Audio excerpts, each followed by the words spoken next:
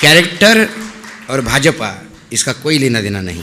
भ्रष्टाचार की लड़ाई और भाजपा इसका कोई लेना देना।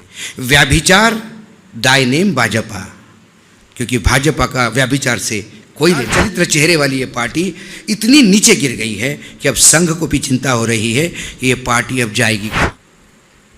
सर, मैं आपको दावे के साथ कहता हूं कि संघ भी डर रहा है कि 2024 में 370 पार आ गया तो ये हम पे भी रिसीवर बिठा देगा और बोलेगा तुम सही संघ नहीं हो, अब मैं संघ चलाऊंगा।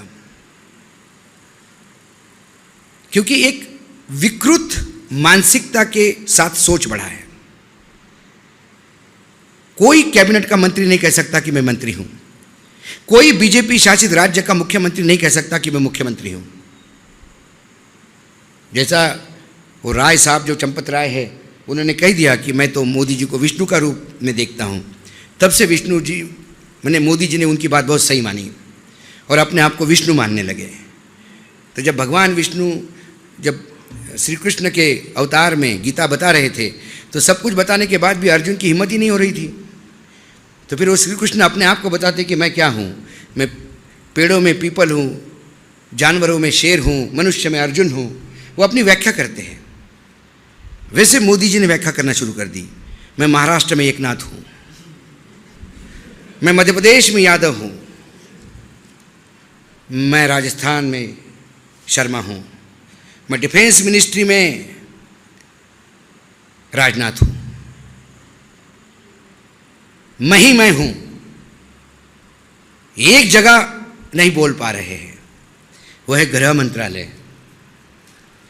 वो जब भी गले पे आती है कि गृह मंत्रालय में अमित हूँ, तब अमित भाई ऐसे देखते हैं, सारों उठे नहीं हो तुम, हाँ, इधर नहीं आना।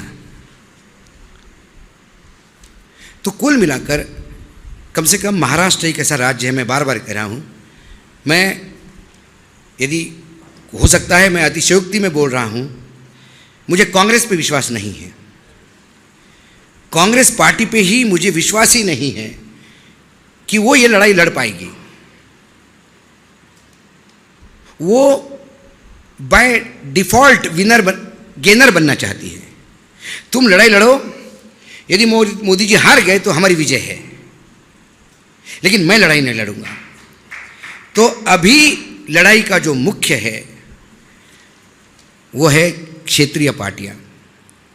मुझे ममता बनर्जी से बहुत आशा है, मुझे अखिलेश से आशा है, मुझे तेजस्वी से आशा है, मुझे उद्धव से आशा है, शरद पवार से, स्टैलिन से, इन लोगों से आशा है कि ये कम से कम अपने। और महाराष्ट्र 48 सीटों का प्रदेश है, मैं बता रहा हूं आपको, महाराष्ट्र 2024 तय करेगा। मैं बार बार बोल रहा हूं, महाराष्ट्र में यदि 30 सीटों का गड्ढा हो गया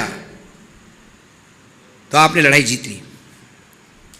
और जो 30 सीटों का गड्ढा करने के लिए आपको किसी के भरोसे नहीं रहना है, क्योंकि जब जयप्रकाश नारायण की हुंकार हुई थी, वो तो हम किताबों में पढ़ते हैं, आर्टिकल्स पढ़ता हूं। मैं तो छोटा था, दादा तो थे तब, दादा ने तो वो लड़ाई लड़ी है। तब कोई राजनीतिक दल या राजनीतिक नेता ने लड़ाई लड़ी नहीं थी, जनता रास्ते पे आ गई थी। क्योंकि जब संसद आवारा होती है तो जनता रास्ते पे उतरती है। अब संसद आवारा हो चुकी है। जिस संसद में विरोधियों को बोलने नहीं जाता, निष्कासन का रास्ता अपनाया जाता है, जिस संसद में बिना चर्चा किए बिल पास होते हैं, जिस संसद में रिकॉर्ड पे झूठ बोला जाता है और झूठ परोसा जाता है, उसे आवारा नहीं कहेंगे तो क्या कहेंगे? जहां स्पीकर बंधुआ मजदूर बनता है सत्ता का, जहां राष्ट्रपति मौन धारण करके बैठती है, ना कोई दिखती है उनको, ना कोई सुनाई देता है, ना कोई बोलने के लिए तैयार है।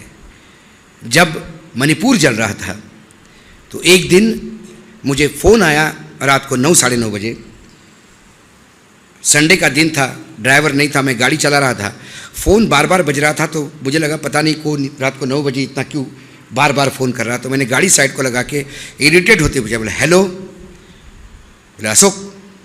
बोले कौन? महिला का आवाज़ था। बोले अनुसुईया। बोले कौन अनुसुईया? अनुसुईया तुम्हारी बड़ी दीदी अनुसुईया उइके बोल रही हूँ। मणिपुर गवर्नर। मैंने अरे क्योंकि जब कंबाइंड मध्य प्रदेश था तब से हम जानते थे उनको, हमारी पत्रकारिता और उनकी राजनीति साथ में शुरू हुई। तो ऐसे कई नेता हैं कि स्ट्रगल के दिनों में वो हम साथ में बैठ के एक दुकान पे चाय पीते थे कि मेरा टिकट कट रहा है, हमने बोला यार हमारी भी औकात नहीं दिलवाने की, ऐसी बात होती थी।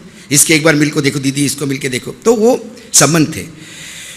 बोले अशोक दिल हल्का करना है तो उससे बात करनी है। मैंने बोलो दीदी क्या हुआ? तो उसने जो मणिपुर का वृत्तांत बताया मैं आपको बयान नहीं कर सकता। और जब बता रही थी तो फूट फूट के रो रही थी। मैंने बोला दीदी आप गवर्नर हो, ऐसा रो मत। बोले बेडरूम में बैठ के बैठी हूँ बेटा, तुझसे ही दिल हल्का कर सकती हूँ।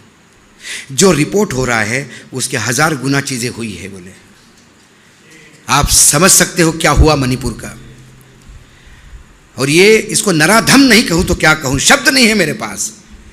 मैं भी एक इंसान हूँ, मैं भी मेरे देश के प्रधानमंत्री की इज्जत करता हूं, लेकिन यदि वो काम करे तो रावण को रावण नहीं कहूं तो क्या कहूं, नराधम को नराधम नहीं कहूं तो क्या कहूं।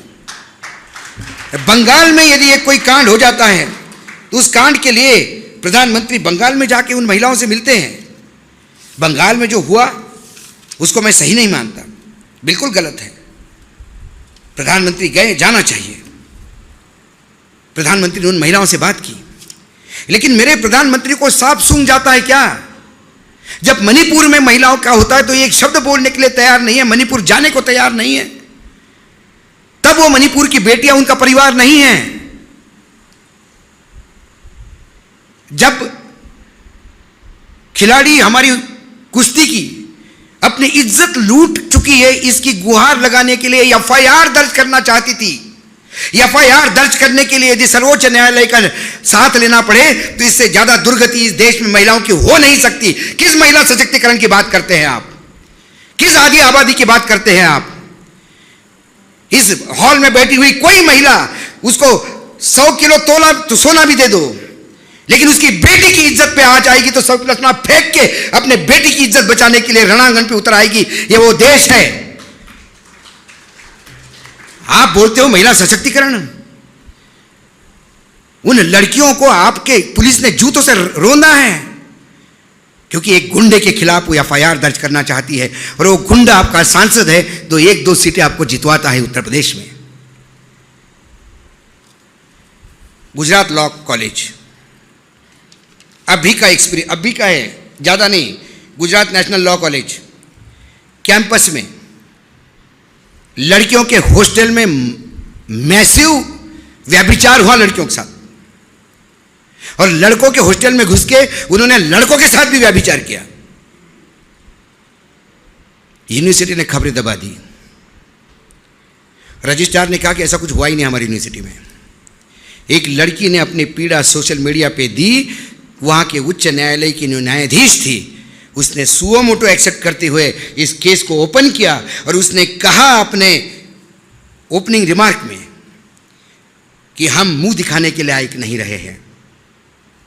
यदि लॉ यूनिवर्सिटी में ऐसी बातें होती है, जो देश के लोगों के कानून के अधिकार की रक्षा करने के लिए जो फौज तैयार हो रही है, यदि वो अपने ही अधिकारों का रक्षण नहीं कर पाती तो इससे ज़्यादा शर्मसार बात नहीं हो सकती। उन्होंने हाईकोर्ट के रिटायर्ड जज हर्षा देवानी को इंक्वायरी करने के लिए भेजा और जो इंक्वायरी रिपोर्ट आ गई तो रोंगटे खड़े करने वाली थी। जो संदेश खली में हुआ वो उसका 1% है, मैं दावे के साथ कहता हूं। राम राज्य 35 साल का गुजरात में सरकार है, राम राज्य की बीजेपी की 10 साल से डबल इंजन की सरकार है। विष्णु का अवतार समझने वाले नरेंद्र मोदी का गृह प्रदेश है, महात्मा गांधी की भूमि है, सरदार वल्लभ भाई पटेल की भूमि है। पटेल का स्टैचू बड़ा करने से पटेल की महानता नहीं होती। अरे पटेल के गुणों का कुछ तो अपने में लिया होता। प्रधानमंत्री गए क्या? उसके बाद 4 बार गुजरात गए। लॉ यूनिवर्सिटी की वो लड़कियों को मिलने नहीं गए। शर्म आती है। वो लड़कियां पाकिस्तान की हैं, चाइना से आई हुई है। 145 करोड़ इस देशवासियों में से वो नहीं हैं। झूठ बोलते हैं जब मैं बोलते हैं कि मेरा देश पूरा मेरा परिवार है। इसका कोई परिवार नहीं है, यह सिर्फ खुद ही अपना परिवार है। इसको उद्योगपति अपने फैंसी ड्रीम्स करने के लिए चाहिए। इसको अपने पत्रकार भाट चाहिए, अपने चरण भाट, जो रोज इसकी भटेती करे, इसके कसीदे गाए। इसे अपने पार्टी में वो तमाम नेता चाहिए जो नीचे मुंडी करके आंख बंद करके बैठे। इसे विपक्ष तो चाहिए ही नहीं। और उसके बाद ये कहता है कि महिलाओं के लिए, मेरी माँ बर्तन मांजती थी तो, अरे तुम्हारी माँ बर्तन मांजती थी तो तुम उस गरीबी का बदला बाकी लोगों के बच्चों से क्यों ले रहे हो? हर एक के माँ बाप ने, कोई करोड़पति बन के नहीं आया, हर एक के घर में संघर्ष हुआ है। धीरू भाई अंबानी भी पेट्रोल पंप पे पेट्रोल बेचते थे। इसका मतलब कल अनिल अंबानी और मुकेश अंबानी पेट्रोल पंप पे पेट्रोल बेचने वालों को जूता ही मारना शुरू करें सुबह शाम तक। इस साल मेरा बाप बैठता था, मेरे को बड़ा बुरा लग रहा है। इनके पास मुंह नहीं है सवाल खोलने का। और इसके बाद भी देश का विकास, मैं बोलता हूं कहां है विकास? पैरामीटर्स मेरे पास आइए। देश का विकास कहां है? बोले जीएसटी बढ़ा। जीएसटी बढ़ा, जीएसटी से बड़ा फ्रॉड नहीं है। और ये जब आपको अंधभक्त बोलते हैं ना कि जीएसटी इतना बड़ा, फिर भी कहते हो इकोनॉमी ठीक नहीं है। जीएसटी कैसा बढ़ा? फरवरी का जीएसटी बताता हूं। अभी अब हम मार्च में हैं, फरवरी का जीएसटी बताता हूं। 1,63,337 करोड़ रुपए जीएसटी फरवरी। उनमें से central GST 31,785 crore, state GST 39,615 crore और आईजीएसटी 84,094 करोड़। ये आईजीएसटी क्या है? ये इंटर बिलिंग और उससे ज़्यादा इंपोर्ट से मिलने वाले टैक्सेस है। यदि टोटल जीएसटी में सेंट्रल जीएसटी और स्टेट जीएसटी से भी ज़्यादा इंपोर्ट पे टैक्स लगा के और सेस लगा के यदि आप पैसा कमाते हो तो ये देश नीचे जाना तय है। क्योंकि जो देश इंपोर्ट पे टैक्स लगा के अपनी ड्यूटी कमाता है वो अपने देश को बर्बादी के कगार पे ले जा रहा है। क्योंकि हमारे देश में इंपोर्ट ज़्यादा, एक्सपोर्ट कम और 200 अरब डॉलर का घाटा है। कहाँ जाएंगे हम? जब ये आंकड़े कहते तो बोलते नहीं इंपोर्ट अभी नेसेसरी है, बाद में हम कवर करेंगे। अरे 10 साल से यही बोल रहे हो। पहले बोल रहे थे मुझे उनको 60 साल दिए, मुझे 60 महीने चाहिए, 60 महीने दिए। फिर आपने कहा 5 साल और चाहिए, 5 साल और दे दिए। हर बार आपको हम समय देते हैं और हर बार आप एक नीचांक गांठते हो और फिर झूठ बोलते हो कि हमने देश बहुत प्रगतिशील है, मंगलयान भेजा, रामलला आ गए हैं। अरे बाबा रामलला आ गए तो आ गए, आगे क्या? रामलला के लिए तो लोग डोनेशन दे रहे, वो तो 56 भोग खाएगा।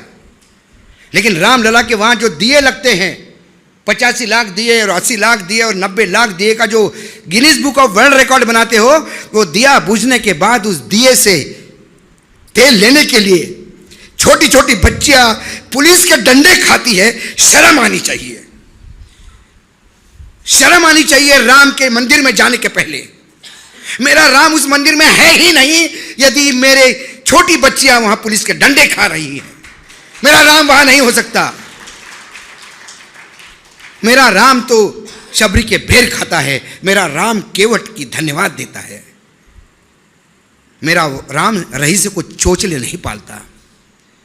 सर्वोच्च न्यायालय ने जब बॉन्ड पे बात करी तो प्रधानमंत्री कह गए कि सुदामा आता है श्री कृष्ण को मिलने और पोटली में से कुछ निकाल के देता है तो सर्वोच्च न्यायालय को तकलीफ है। अरे भाई क्या सुदामा है तुम्हारे? ये कौन से चावल ला रहे हैं? क्या डायमंड के बना के ला रहे हैं क्या? एक एक चावल 1400 करोड़ रुपए, 500 करोड़ रुपए। और यदि ऐसे सुदामा इस देश में हैं तो फिर हमारी और अपनी जगह कहाँ है दादा? ढूंढे आध्यात्म में ढूंढो को सुदामा से भी गरीब कोई था क्या? क्योंकि हमें यही मालूम था कि सुदामा सबसे गरीब ब्राह्मण था। यदि सबसे गरीब ब्राह्मण अब्जोपति है तो फिर मैं और आप कहाँ, मतलब हमारी जगह कहाँ है? हम पाताल में जाएं? बेशरम, सब बेच के खाया है। और ये वस्तु स्थिति आपको बतानी है लोगों के सामने। ये चीजें सामने लानी होगी। ऐसा नहीं कि यहां आके भाषण देके, मतलब कीड़ा नहीं है भाषण देने का।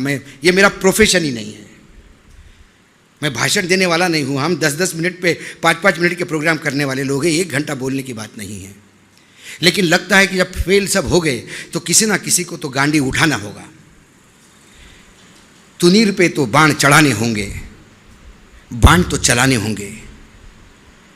भले ही अकेला चले, साथ में लोग आते हैं, मिलते हैं, सुनने वाले लोग भी हैं और मेरे जैसे बोलने वाले लोग भी हैं, लेकिन सुनने वालों की तादाद कम है। हो सकता है डर के नहीं सुनते होंगे, हो सकता है कि एक अदृश्य मनमोहन देसाई की पिक्चर के सपने में रहना चाहते हो, इसलिए सच्चाई देखना नहीं चाहते। लेकिन आप सच्चाई से कब तक भागते फिरोगे? ये आपके सामने भूत आके खड़ा हो जाएगा।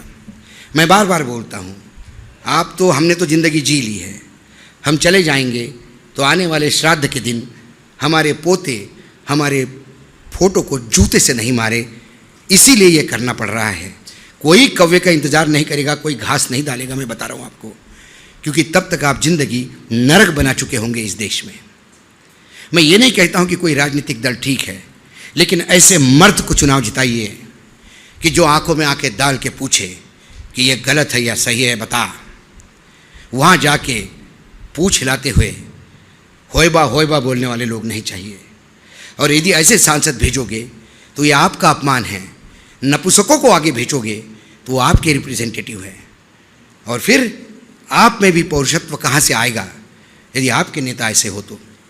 इसलिए ये यज्ञ है, 2000 के चुनाव, 2024 के चुनाव, ये चुनाव मात्र नहीं, ये देश की एक दिशा देने वाली तय होगी। और यदि ये देश उस गर्त में